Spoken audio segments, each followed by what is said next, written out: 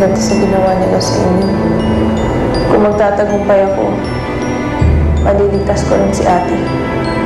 Kung hindi naman, magkakasama na tayo ulit nila Cherubi.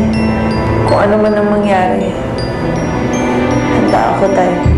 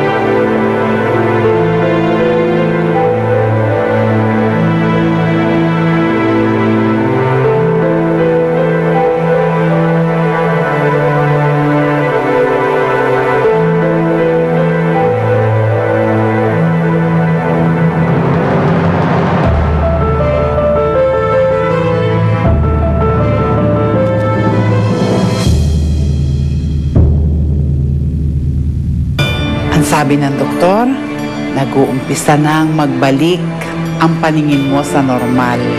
Makakakita ka na muli. Narinig ko si Helen. Kausap si Dave. Pupunta raw dito bukas para bisitahin si Nino. So, ano gagawin natin?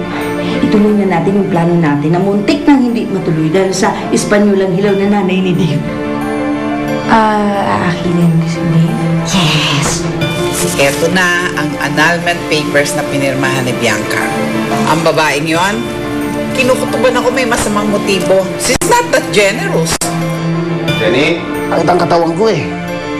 Pwedeng massage muna.